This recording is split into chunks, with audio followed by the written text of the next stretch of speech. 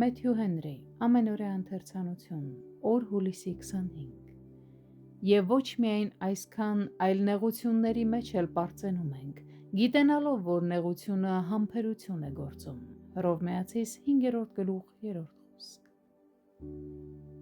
22-րդ Սաղմոսում մենք տեսնում ենք Քրիստոսին տառապելիս և Քրիստոսին աղոթելիս, ինչն էլ մեզ մղում է ձգտել կրել մեր խաչը և դրա հետ մեկտեղ մեր հայացքը դեպի Աստված բարձրացնել։ Այստեղ նկարագրված է Քրիստոսի մահվան եղանակը,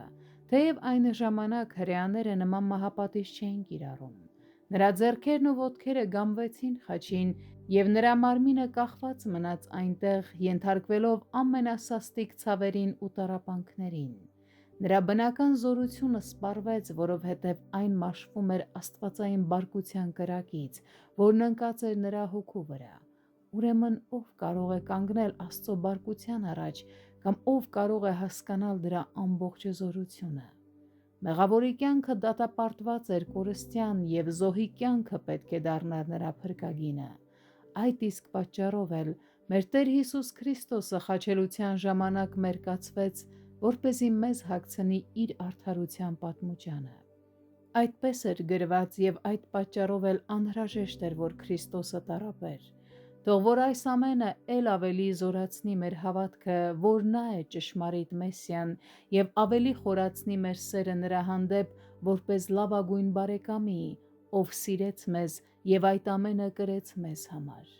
Իր տառապանքի մեջ Քրիստոսը աղոթեց։ Նա ջերմեռանդորեն աղոթեց, որ եթե հնարավոր լիներ այդ բաժակը իր վրայից անցներ։ Երբ չենք կարողանում Աստծով ցնծալ, եկեք նրան ապավինենք որպես մեր զորությանը։ Երբ չենք կարողանում հոգևոր բերկրանք զգալ, եկեք մխիթարվենք այն շնորհով և զորությամբ, որ նա է տալիս մեզ։ Քանզի Աստված, ով նախկինում ազատել է, այժմ էլ է ազատում և ապագայում նույնպես կազատի։ Մշտապես խորհելով Քրիստոսի տառապանքների և հարության մասին, մենք մեր կյանքում կզգանք նրա հարության զորության ներգործությունը և հաղորդակից կլինենք նրա տառապանքներին։